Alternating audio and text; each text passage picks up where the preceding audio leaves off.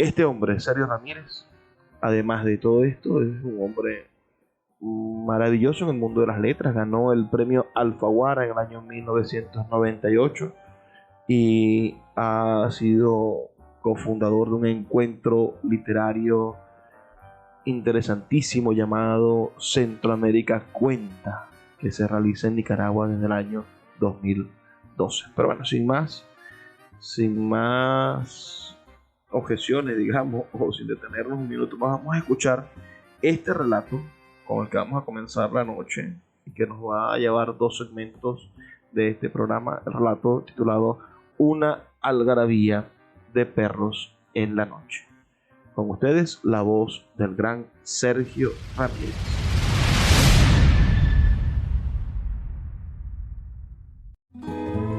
El poeta Luis Peroso Cervantes le acompaña en Puerto de Libros, Librería Radiofónica, por Radio Fe y Alegría, con todas las voces.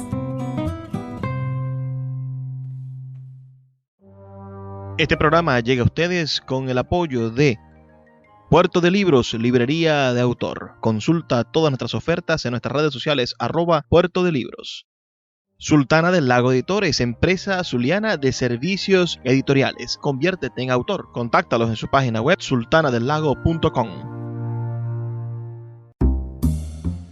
Bienvenidos a Puerto de Libros, Librería Radiofónica. Les habla Luis Peroso Cervantes, quien de lunes a viernes de 9 a 10 de la noche trae para ustedes este programa a través de la Red Nacional de Emisoras Radio Fe y Alegría. 23 emisoras conectadas para llegar a sus hogares con buenos libros, con buena literatura, con espacios maravillosos para el entendimiento de los venezolanos y para descubrir quiénes somos dentro del contexto de la identidad latinoamericana.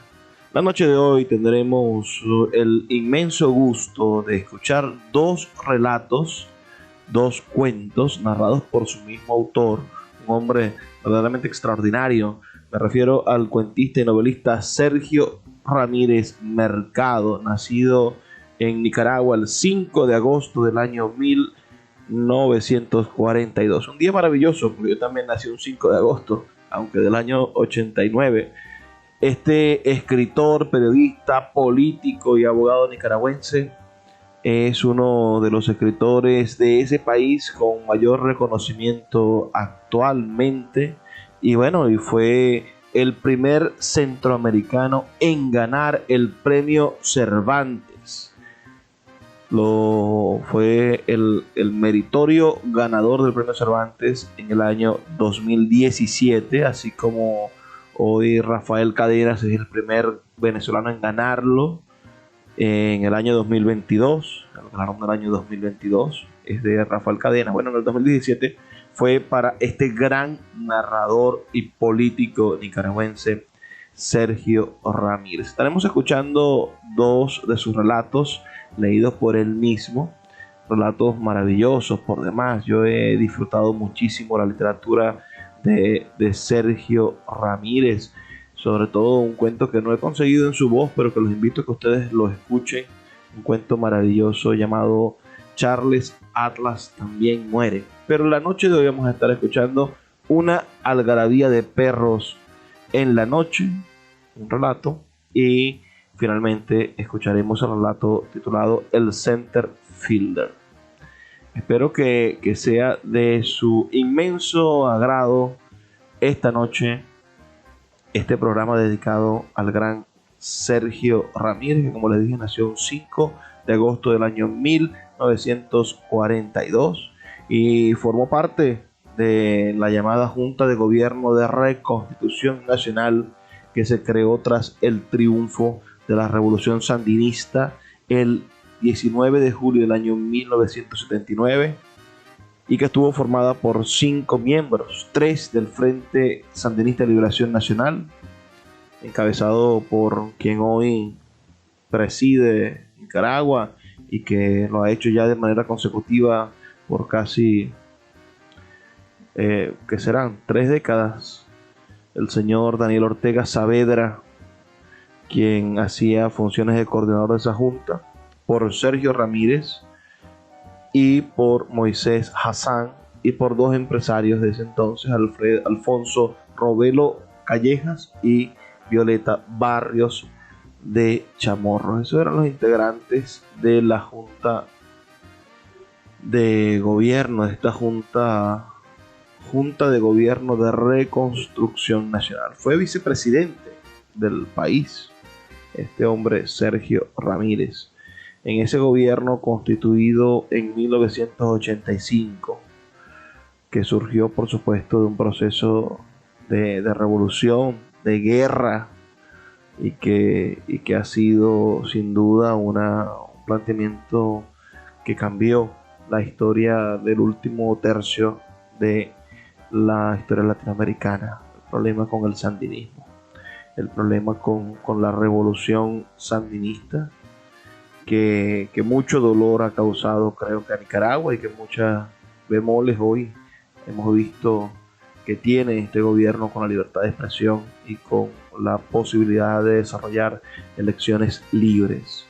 Hay que revisar muy bien la historia de Nicaragua y darse cuenta de cuán difícil ha sido que el pueblo nicaragüense logre expresarse. Este hombre, Sergio Ramírez, además de todo esto, es un hombre maravilloso en el mundo de las letras. Ganó el premio Alfaguara en el año 1998 y ha sido cofundador de un encuentro literario interesantísimo llamado Centroamérica Cuenta, que se realiza en Nicaragua desde el año 2012. Pero bueno, sin más objeciones, digamos, o sin detenernos un minuto más, vamos a escuchar este relato con el que vamos a comenzar la noche y que nos va a llevar dos segmentos de este programa. El relato titulado Una algarabía de perros en la noche. Con ustedes, la voz del gran Sergio Ramírez. Sergio Ramírez, voz viva de América Latina. Castigo Divino, primer capítulo, Una algarabía de perros en la noche. Siendo aproximadamente las 9 de la noche del 18 de julio de 1932, Rosalío Usulutlán, de 42 años de edad, divorciado, de oficio periodista y en tal calidad empleado como redactor principal del diario El Coronista, deja su asiento de luneta en el Teatro González al concluir la exhibición de estreno de la película de la Metro-Goldwyn-Mayer Castigo Divino, protagonizada en los roles estelares por Charles Lawton y Maureen O'Sullivan. Avanzan entre el público hacia la puerta del foyer y cuando pasa debajo de la cortina de felpa roja que el polvo acumulado hace aún más pesada, siente que le tocan de manera juguetona el hombro. Al volverse, se encuentra con su amigo Cosme Manso, de 50 años de edad, soltero y comerciante de abarrotes, quien le sonríe con toda su dentadura en la que relumbran, bajo el espeso bigote de guías engominadas, las chapas de oro macizo. Manso, llevando la hora abrazado, le abre paso con su sombrero de ancha badana roja y lo invita a dirigirse hacia la Casa Prío, situada a una cuadra de distancia del Teatro González y también frente a la Plaza Jerez, a fin de tomar juntos una cerveza Solotlán, la primera cerveza de fabricación nacional que acaba de ser puesta a la venta y de la cual Manso es distribuidor exclusivo para la ciudad, así como es distribuidor exclusivo de la emulsión de Scott. El periodista, calándose su propio sombrero, acepta complacido la invitación. Ya en el establecimiento, que recibe a esas horas su clientela habitual después de la función de cine, se encaminan hacia una mesa ubicada en un rincón cercano al mostrador, donde son atendidos personalmente por el propietario, el joven de 29 años, Agustín Prío, cariñosamente apodado por sus parroquianos el Capitán. Esa mesa, sumamente temida, es el principal mentidero de León y se la conoce como la Mesa Maldita. Ahí sesionan regularmente la cofradía de la cual forman parte los dos recién llegados, y que preside el doctor Atanasio Salmerón, médico y cirujano, ausente esa noche, pero a quien ya tendremos oportunidad de conocer ampliamente más tarde. En la mesa maldita se examinan y certifican en cuanto a su autenticidad toda clase de historias de carácter escabroso, verbo y gracia, adulterios, noviazgos burlados, abortos forzados, preñeces arregladas a punta de pistola y amancebamientos clandestinos.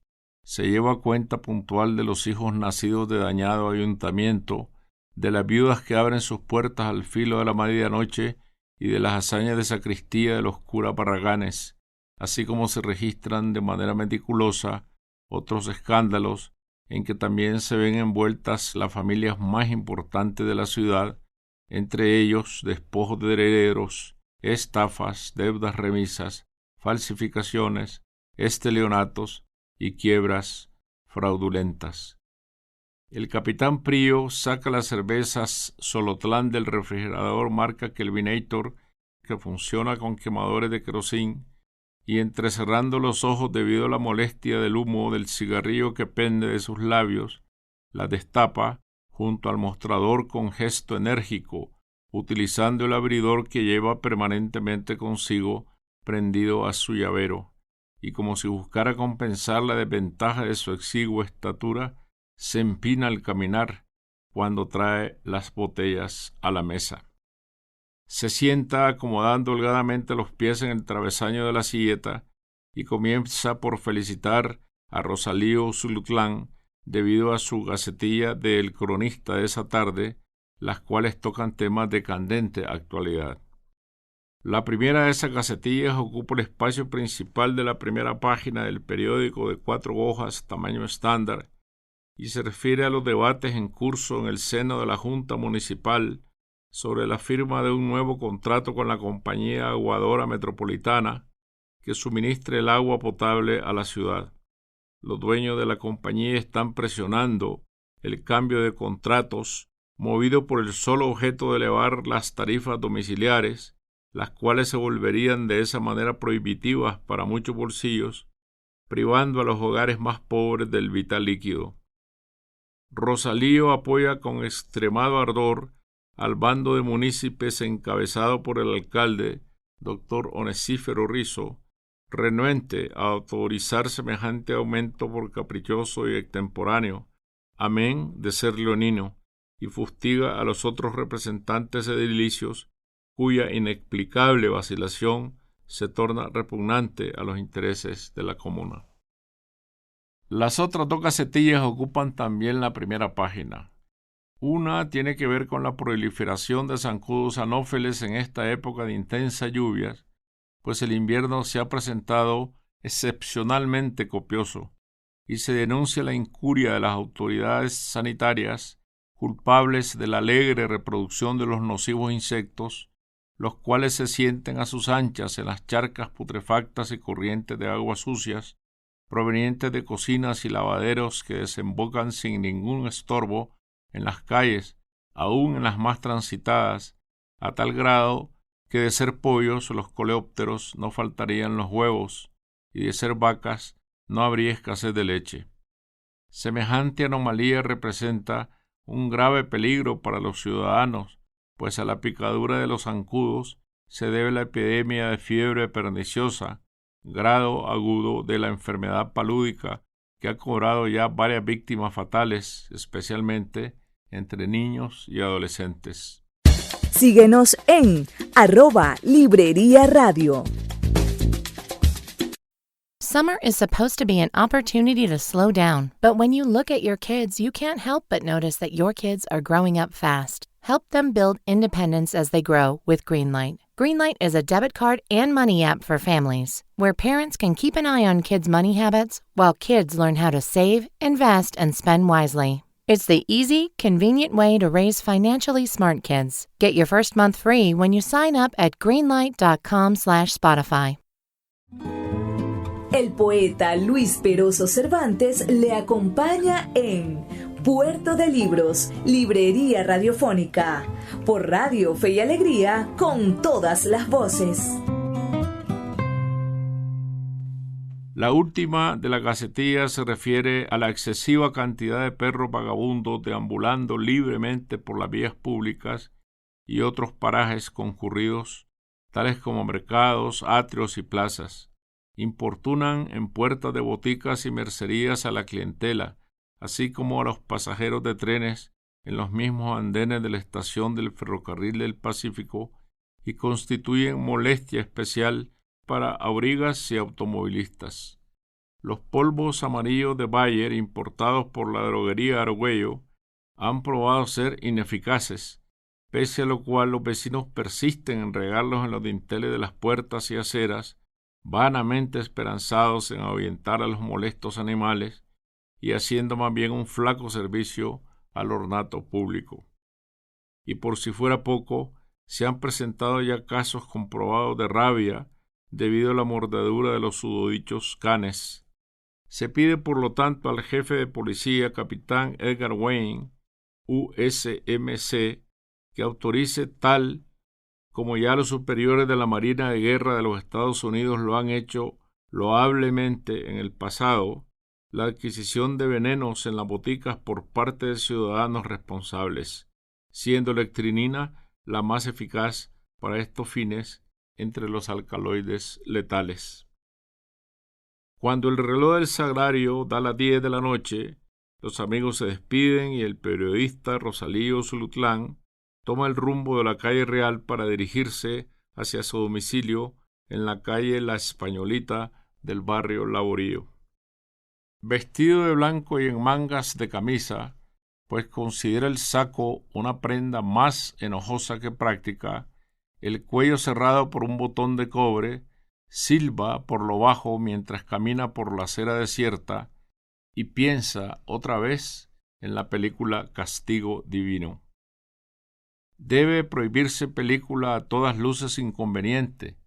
Es el título de la gacetilla que va a escribir mañana con el objeto de prevenir a los lectores de los riesgos que entraña el argumento de la cinta, ya que con solo concurrir al cine, personas sin escrúpulos pueden aleccionarse en el arte de la preparación de tóxicos mortales. El joven aristocrático, interpretado magistralmente por Charles Lawton, se vale de refinados ardides para envenenar una tras otra a las más bellas jóvenes de la alta sociedad de Boston, mientras registra en un diario secreto que más tarde cae en manos de la policía la lista de sus inocentes víctimas. Pero ya tarde, el cianuro ha hecho su mortal trabajo y el ejemplo está dado en la pantalla, y expresará también su repugnancia por el desenlace. El asesino, Charles Lawton, antes de morir ejecutado en la silla eléctrica, se niega a recibir el auxilio espiritual del capellán del penal, riéndose, por el contrario, del sacerdote con carcajada siniestra. Los relámpagos iluminan el cielo cargado de nubes negras en la lejanía.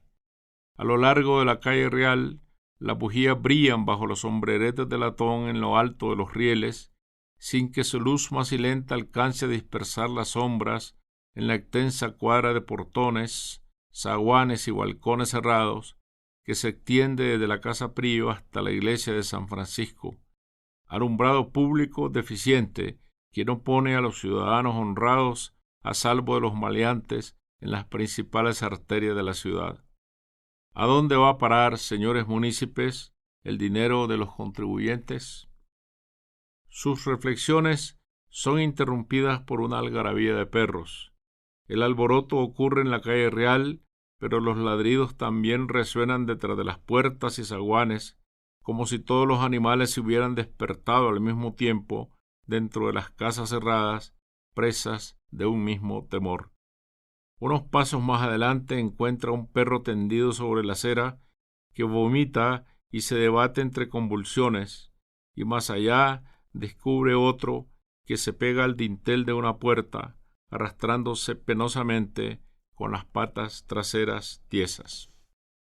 Cuando se acerca a la esquina de la iglesia San Francisco, alcanza a distinguir frente al consultorio del doctor Juan de Dios Derbyshire dos siluetas que riñen.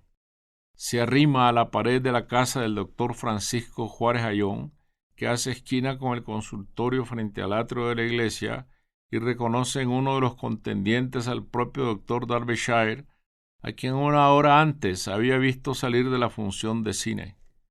La capa negra de ribetes rojos revoloteando a sus espaldas agrede bastón en mano a un hombre de gruesa contextura mientras jadeante lo llena de injurias. Dada la proverbial urbanidad y afabilidad de trato del viejo galeno, Rosalío Zulutlán se sorprende de oír por primera vez semejantes expresiones en su boca. El gordo, que con ademanes juguetones trata de arrebatarle el bastón al anciano, resbala accidentalmente y cae de rodillas.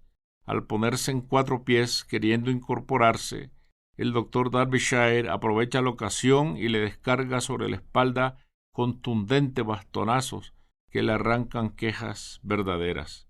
Es entonces cuando el periodista asegura haber escuchado venir desde las sombras una risa de burla, y al volverse lleno de sorpresa, advierte junto a uno de los cipreses del atrio de la iglesia a un hombre vestido de luto riguroso que, apoyándose con ambas manos en el pomo de su bastón, vigila la escena de la golpiza con gestos inquietos y divertidos.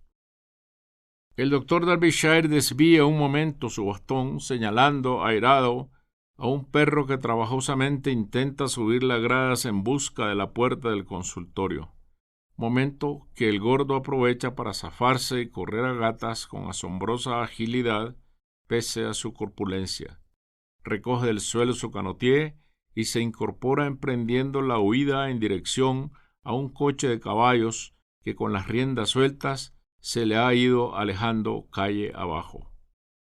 El gordo logra dar alcance al carruaje y sofrenando los caballos sube apresuradamente, y ya en el pescante hace desde lejos señales al hombre de luto, quien tras abandonar sin ninguna prisa su puesto de observación, camina con paso reposado hacia el coche. Al pasar delante del doctor Derbyshire, lo saluda con el bastón que blande con toda soltura. El ya dicho doctor Juan de Dios Derbyshire, mayor de 63 años de edad, viudo de segundas nupcias y médico de profesión, manifiesta ante el juez primero del Distrito del Crimen, el 19 de octubre de 1933, que no vio pasar a la persona indicada ni reparó en su saludo, pues se hallaba inclinado sobre el perro de su propiedad, de nombre Esculapio, al cual envolvía en su capa para introducirlo al consultorio y practicarle allí diligencias urgentes que neutralizaran la acción del veneno ingerido, diligencias que fracasaron, pues el perro falleció de todas maneras. Por su parte, el testigo Rosalío Zulutlán, de edad, profesión y demás generales antes descritas, en su declaración judicial del 17 de octubre de 1933, en la que relata de manera pormenorizada los hechos de esa noche, a pregunta del juez afirma que según su leal saber y entender, el hombre de contextura robusta que recibió los bastonazos en la calle es el doctor Octavio Oviedo y Reyes, oriundo de esta ciudad de León, entonces pasante de Derecho y ahora abogado y notario, a quien conoce y con quien tiene trato social. Y siempre a pregunta del juez manifiesta que la persona que vigilaba el incidente desde el atrio de la iglesia y después saludó al pasar al doctor Derbyshire es el doctor Oliverio Castañeda Palacios, natural de Guatemala, entonces también pasante de Derecho y ahora abogado y notario, y a quien igualmente conoce y ha tratado. Y para dar mayor seguridad a sus afirmaciones, sostiene el testigo que todos estos incidentes tuvo la oportunidad de relatárselos esa misma noche al bachiller Ali Vanegas, quien se encontraba estudiando a puertas abiertas en su pieza de la calle Real, una cuadra más abajo, contigua a la casa donde vivió Rubén Darío y donde tienen encadenado ahora al poeta loco Alfonso Cortés, y que al bachiller Vanegas se le puede preguntar si es cierto que él le manifestó esa noche, como en verdad se lo manifestó, que los envenenadores de perros eran los sudadichos Oviedo y Castañeda. El bachiller Ali Vanegas, presente en el recinto del juzgado en calidad de secretario del juez, sin hacer ningún comentario por encontrarse inhibido de intervenir, se limita a escribir la declaración en los pliegos de papel de oficio que después, debidamente cosidos con hilo, se agregarán al expediente, pero cuando le toca a su turno ser interrogado en calidad de testigo el día 18 de octubre de 1933, habrá de confirmar en todas sus partes el dicho de Rosalío Usulutlán.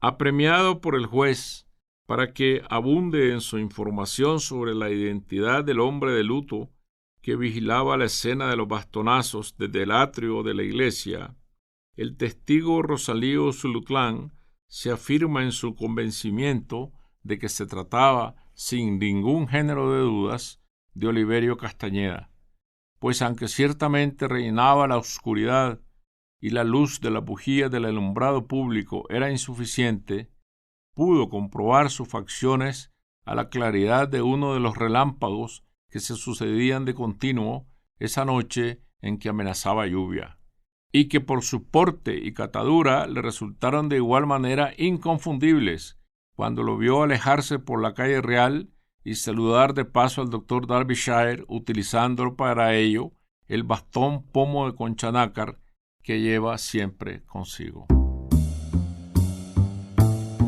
Acabamos de escuchar entonces a Sergio Ramírez leyéndonos ese fragmento, ese texto narrativo de su autoría en su propia voz, Una algarabía de perros en la noche. Me gustaría saber sus opiniones al 0424-672-3597, 0424-672-3597, con nuestras redes sociales, @librería radio, en Twitter y en Instagram. A continuación, después de estos 2 minutos que vamos a dedicarnos a escuchar los mensajes de Radio Fe y Alegría, vamos a escuchar el texto titulado El Center Fielder. Recordemos que en Nicaragua, por la influencia de las compañías bananeras norteamericanas, igual que toda Centroamérica, está muy ligada al béisbol, igual que Venezuela, por el asunto de las compañías petroleras. Entonces compartimos ese imaginario de manera maravillosa.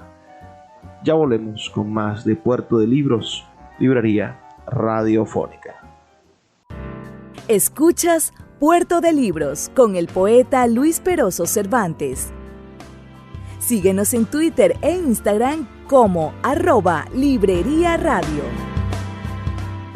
My dad works in B2B marketing. He came by my school for career day and said he was a big ROAS man. Then he told everyone how much he loved calculating his return on ad spend. My friends still laugh at me to this day. Not everyone gets B2B, but with LinkedIn, you'll be able to reach people who do. Get a $100 credit on your next ad campaign. Go to linkedin.com/results to claim your credit. That's linkedin.com/results. Terms and conditions apply. LinkedIn, the place to be, to be. El poeta Luis Peroso Cervantes le acompaña en Puerto de Libros, librería radiofónica, por Radio Fe y Alegría, con todas las voces. El Center Fielder, cuento, del libro Charles Atlas también muere. El foco pasó sobre la cara de los presos una y otra vez hasta que se detuvo en un camastro donde dormía de espaldas un hombre con el torso desnudo, reluciente de sudor. «Ese es, abrí», dijo el guardia asomándose por entre los barrotes. Se oyó el ruido de la cerradura herrumbrada resistiéndose a la llave que el carcelero usaba amarrada a la punta de un cable eléctrico con el que rodeaba su cintura para sostener los pantalones. Después dieron con la culata del Garan sobre las tablas del camastro y el hombre se incorporó, una mano sobre los ojos, porque le hería la luz del foco. «Arriba, te están esperando». A tientas comenzó a buscar la camisa. Se sentía tiritar de frío, aunque toda la noche había hecho un calor insoportable y los reos estaban durmiendo en calzoncillos o desnudos. La única endija en la pared estaba muy alta y el aire se quedaba circulando en el techo. Encontró la camisa y en los pies desnudos se metió los zapatos sin cordones. «Ligerito», dijo el guardia. «Ya voy, que no ve. Y no me hostiques palabra, ya sabes». «¿Ya sé qué?» «Bueno, vos sabrás». El guardia lo dejó pasar de primero. «Caminá», le dijo, y le tocó las costillas con el cañón del rifle. El frío del metal le dio repelos. Salieron al patio y al fondo, junto a la tapia, las hojas de los almendros brillaban con la luz de la luna. A las 12 de la noche estarían degollando las reses en el rastro al otro lado del muro, y el aire traía el olor a sangre y estiércol. ¡Qué patio más hermoso para jugar béisbol! Aquí deben armarse partidos entre los presos o los presos con los guardias francos. La barda será la tapia, unos 350 pies desde el home hasta el center field. Un batazo a esas profundidades habría que fildearlo corriendo hacia los almendros, y después de recoger la bola junto al muro, el cuadro se vería lejano y la gritería pidiendo el tiro se oiría como apagada, y vería el corredor doblando por segunda cuando de un salto me cogería de una rama y con una flexión me montaría sobre ella y de pie llegaría hasta la otra al mismo nivel del muro erizado de culos de botella, y poniendo con cuidado las manos primero, pasaría el cuerpo asentando los pies, y aunque me hiriera al descolgarme al otro lado, caería en el montrascal donde botan la basura, huesos y cachos, latas, pedazos de silleta, trapos, periódicos, animales muertos, y después correría, espinándome en los cardos, caería sobre una corriente de agua de talayo, pero me levantaría, sonando atrás duras y secas, como sordas, las estampidas de los Garants. «Páreseme allí. ¿A dónde crees vos que vas?» «Y de ahí, a mear. Te estás meando de miedo, cabrón». Era casi igual la plaza, con los guarumos junto al atrio de la iglesia, y yo con mi manopla patrullando el center fielder. El único de los fielders que tenía una manopla de lona era yo, y los demás tenían que coger a mano pelada, y a las 6 de la tarde seguía fildeando, aunque casi no se veía, pero no se me iba ningún batazo, y solo por su rumor presentía la bola que venía como una paloma a caer a mis manos. «Aquí está, capitán», dijo el guardia, asomando la cabeza por la puerta entreabierta.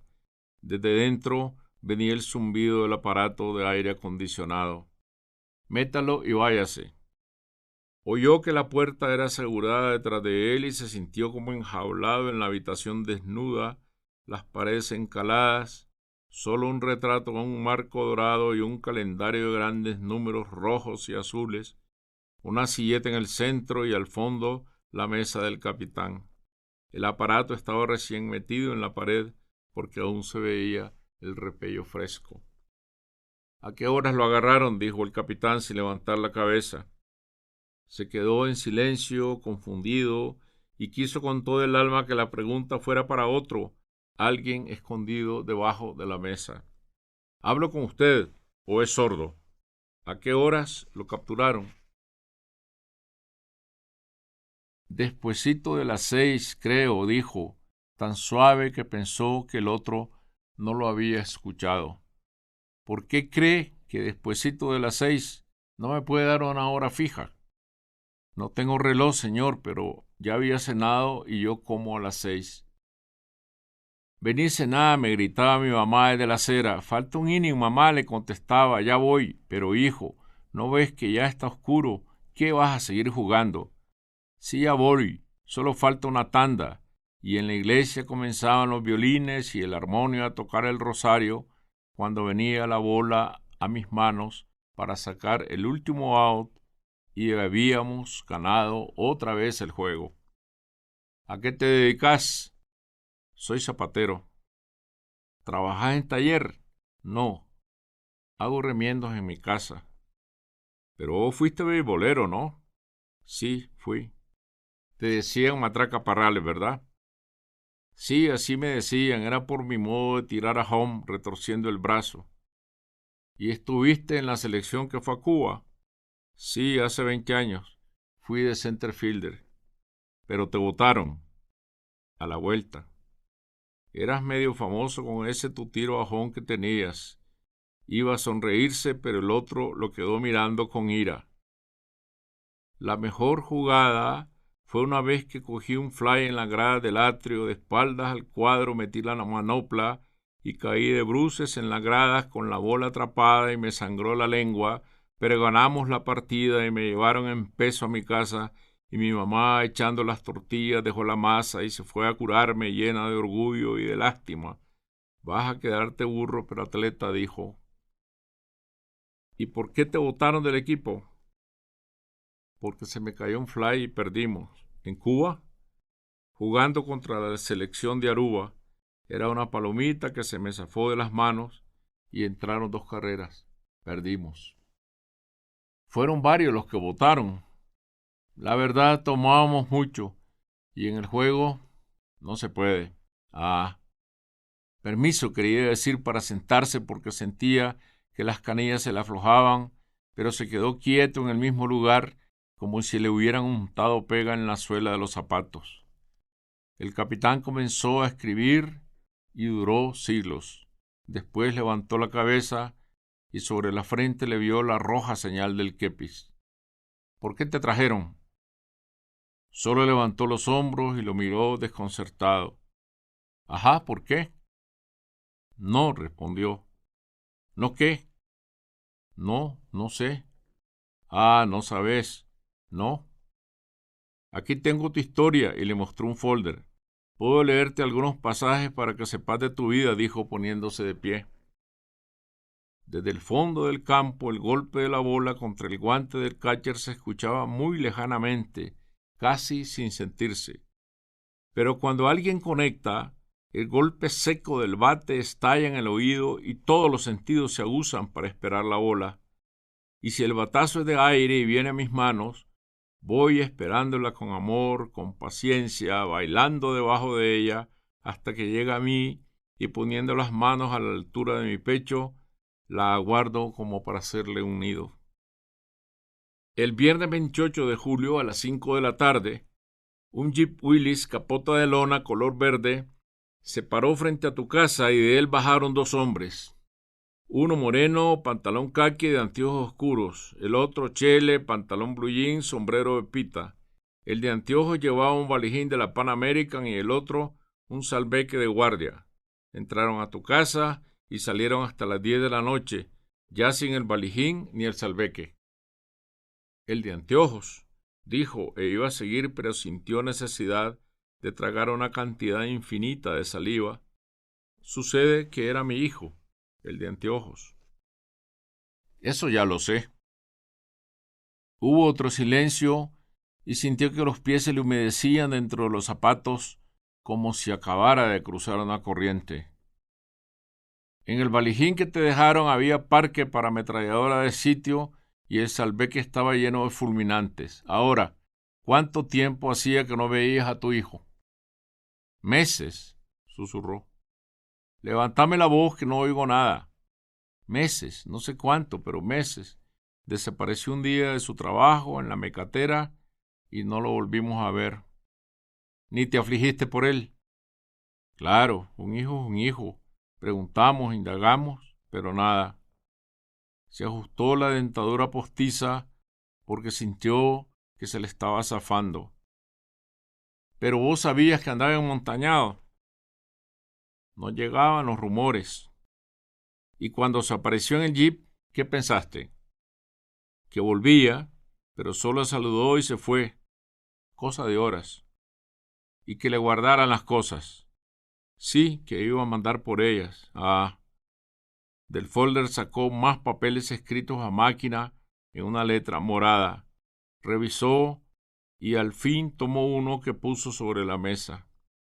Aquí dice que durante 3 meses estuviste pasando parque, armas cortas, fulminantes, panfletos y que en tu casa dormían los enemigos del gobierno. No dijo nada. Solo sacó un pañuelo para sonarse las narices. Debajo de la lámpara se veía flaco y consumido, como reducido a su esqueleto. Y no te dabas cuenta de nada, ¿verdad? Ya ve, los hijos, dijo. los hijos de puta como vos. Bajó la cabeza, sus zapatos sucios, la lengüeta suelta, las suelas llenas de lodo. ¿Cuánto hace? ¿Qué? ¿Que no ves a tu hijo? Lo miró al rostro y sacó de nuevo su pañuelo. Usted sabe que ya lo mataron. ¿Por qué me pregunta? El último inning del juego con Aruba 0-0, 2 out y la bola blanca venía como flotando a mis manos. Fui a su encuentro, la esperé, extendí los brazos e íbamos a encontrarnos para siempre cuando pegó en el dorso de mi mano. Quise asirle en la caída, pero rebotó y de lejos vi al hombre barriéndose en home y todo estaba perdido. Mamá, necesitaba agua tibia en mis heridas porque siempre, vos lo supiste, siempre tuve coraje para fildear aunque dejara la vida. Uno quiere ser bueno a veces, pero no se puede, dijo el capitán rodeando la mesa. Metió el folder en la gaveta y se volvió para apagar el aparato de aire acondicionado. El repentino silencio inundó el cuarto. De un clavo descolgó una toalla y se la rayó el pescuezo. «¡Sargento!», llamó. El sargento se cuadró en la puerta y cuando sacaron al preso volvió ante el capitán. «¿Qué pongo en el parte?», preguntó. Era beisbolista, así que inventate cualquier babosada, que estaba jugando con los otros presos, que estaba de center fielder, que le llegó un batazo contra el muro, que aprovechó para subirse al almendro, que se saltó la tapia, que corriendo en el solar del rastro lo tiramos. Puerto de Libros, Librería Radiofónica, tu canal diario para encontrar nuevos libros. Con el poeta Luis Peroso Cervantes. Síguenos en @Librería Radio.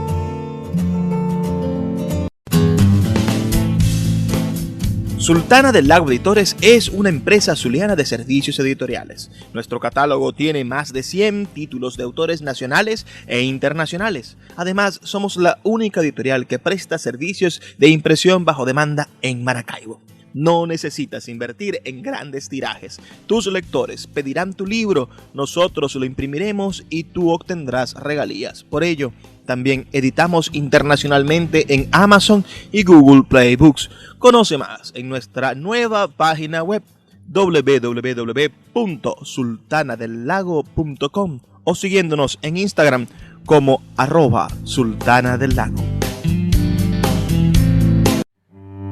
Puerto de Libros, librería de autor, la librería que estás buscando. Te invita a visitar sus 2 sedes, en el Teatro Baral de Maracaibo y en la Vereda del Lago. 2 cautivadores espacios donde podrás entrar en contacto con la literatura, con el arte, con todos los conocimientos de la humanidad a través del instrumento maravilloso que es el libro.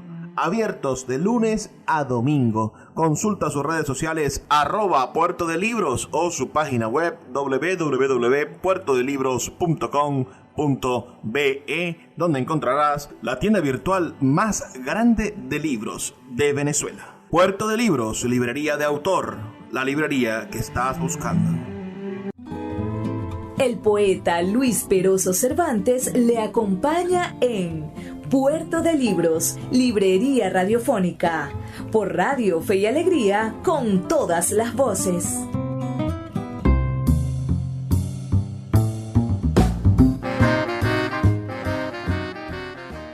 Así llegamos al segmento final de nuestro programa Puerto de Libros, Librería Radiofónica. En esta edición que hemos estado escuchando la voz del gran escritor nicaragüense Sergio Ramírez, Premio Cervantes de Literatura del año 2017. Tengo para ustedes, para finalizar, unos fragmentos del discurso del gran Sergio Ramírez el día que recibió el Premio Cervantes de la mano de los Reyes de España. El Premio Cervantes es el más importante de los premios literarios para los escritores en español.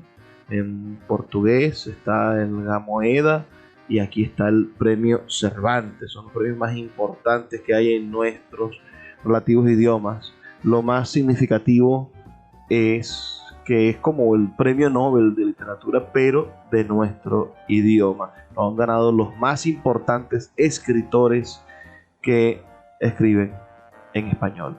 Entonces escuchemos fragmentos de este maravilloso discurso para entender también un poco las ideas, más allá de ya de los objetos narrativos de la creación literaria, entender un poco las ideas que mueven al gran Sergio Ramírez.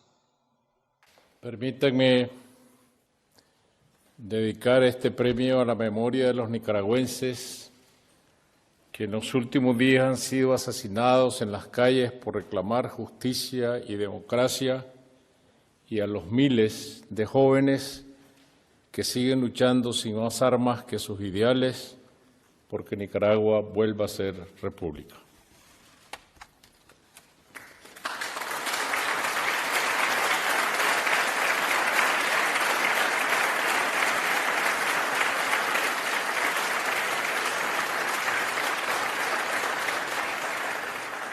Escribo entre cuatro paredes, pero con las ventanas abiertas porque como novelista no puedo ignorar la anormalidad constante de la ocurrencia de la realidad en que vivo, tan desconcertante y tornadiza, y no pocas veces tan trágica, pero siempre seductora. Mi América, nuestra América, como solía decir Martí, la América Latina, como la bautizó Marta Traba. A ese paisaje iluminado y a la vez lleno de sombras, desolado y a la vez lleno de voces, recurro, dominado por la curiosidad y el asombro, en busca de sus rincones ocultos y de los humildes personajes que lo pueblan, cada uno cargando a cuestas sus pequeñas historias, y me seduce verlos caminar sin ser advertidos o sin advertirlo hacia las fauces que los engullen, víctimas tantas veces del poder arbitrario que trastoca sus vidas, el poder demagógico que divide, separa, enfrenta, atropella, ese poder que no lleva en su naturaleza ni la compasión ni la justicia y se impone por tanto con desmesura, cinismo y crueldad. A través de los siglos, la historia se ha escrito siempre en contra de alguien o a favor de alguien. La novela, en cambio, no toma partido, o si lo hace, arruina su cometido. El vasto campo de la Mancha es el reino de la libertad creadora. Un escritor fiel a un credo oficial, a un sistema, a un pensamiento único, no puede participar de esa aventura diversa, contradictoria, cambiante que es la novela. Una novela es una conspiración permanente contra las verdades absolutas. La realidad que tanto nos abruma, caudillos enlutados antes, caudillos como magos de feria hoy, disfrazados de libertadores que ofrecen remedios para todos los males, y los caudillos del narcotráfico vestidos como reyes de baraja, y el exilio permanente de miles de centroamericanos hacia la frontera de Estados Unidos, impuesto por la marginación y la miseria, y el tren de la muerte que atraviesa México con su eterno silbido de bestia herida, y la violencia como la más funesta de nuestras deidades, adorada en los altares de la muerte, las fosas clandestinas que se siguen abriendo, los basureros convertidos en cementerios. Cerrar los ojos, apagar la luz, bajar la cortina, es traicionar el oficio. Todo irá a desembocar tarde o temprano en el relato, todo entrará sin remedio en las aguas de la novela, y lo que calla o malescribe la historia lo dirá la imaginación dueña y señora de la libertad por la que se puede y se debe aventurar la vida, pues no hay nada que pueda y deba ser más libre que la escritura, en mengua de sí misma cuando paga tributos al poder el que, cuando no es democrático, solo quiere fidelidades incondicionales. Somos más bien testigos de cargo. Nuestro oficio es levantar piedras, decía José Saramago. Si debajo de lo que hallamos son monstruos, no es nuestra culpa. En mis años juveniles tuve otras cosas en que ocuparme, desde la pluma y las comedias, como expresó nuestro padre Cervantes. Y si un día me aparté de la literatura para entrar en la vorágine de una revolución que derrocó a una dictadura, es porque seguía siendo el niño que se imagina de rodillas en el suelo de la venta, presenciando la función de títeres del retablo de Maese Pedro, ansioso de coger un mandoble para ayudar a Don Quijote a descabezar malvados. Pero vuelvo a citar el primer párrafo de Historia de dos ciudades de Dickens, tal como lo hice en mi libro de memorias acerca de esos años. Adiós, muchachos. Fue el mejor de los tiempos, fue el peor de los tiempos. Fue tiempo de sabiduría, fue tiempo de locura. Fue una época de fe, fue una época de incredulidad. Fue una temporada de fulgor, fue una temporada de tinieblas. Fue la primavera de la esperanza, fue el invierno de la desesperación. Vivo en mi lengua, en el ancho territorio de La Mancha, según la dichosa frase de Carlos Fuentes, un territorio verbal y a la vez una mancha indeleble, la mancha que no se deslíe ni se borra, la escritura manchada, contaminada de belleza y de verdades, de ilusión y realidad, de iniquidades y de grandeza. Y al recordar a Fuentes, amigo y maestro, traigo delante de mí la deuda imperecedera con los escritores del boom, tan próximos a mí y que tanto me enseñaron. García Márquez, quien volvió a inventar la lengua en sus redomas de alquimista, transmutando la realidad en prodigio. Cortázar, quien en las páginas de Rayuela dio a mi generación las claves de la rebeldía sin sosiego, él quien me hizo cronopio para siempre.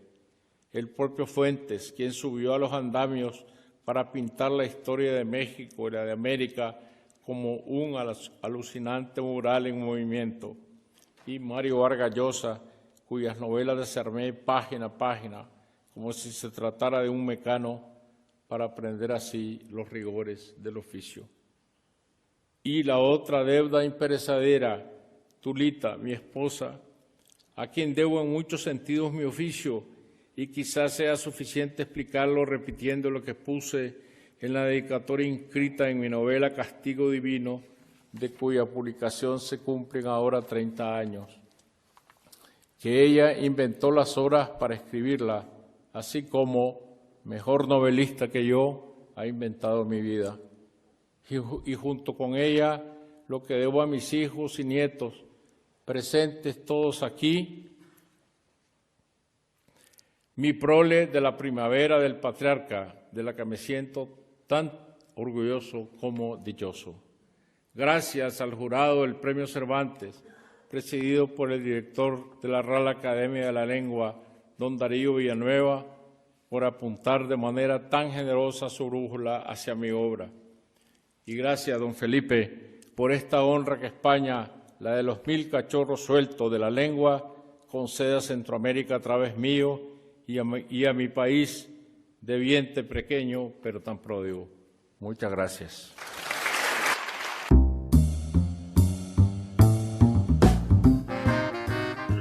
Así llegamos al final de nuestro programa. Hoy tuvimos un día bastante interesante dedicado a este escritor maravilloso de Nicaragua. Me gustaría saber sus comentarios al 0424-672-3597, 0424-672-3597, o nuestras redes sociales @Librería Radio en Twitter y en Instagram.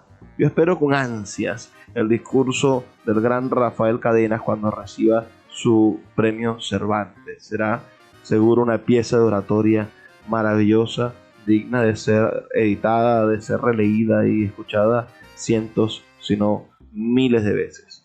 Agradecido con ustedes por su sintonía. Les recuerdo que estamos aquí de lunes a viernes de 9 a 10 de la noche por la Red Nacional de Emisoras Radio Fe y Alegría, 23 emisoras conectadas para llegar a sus hogares con buenos libros. Y sobre todo para intentar construir un país posible de la inteligencia, no de las pasiones, no de la miseria, no del hambre, sino de la inteligencia. Trabajo para ustedes, Luis Peroso Cervantes. Nos escuchamos el día de mañana. Así que, por favor, sean felices, lean poesía.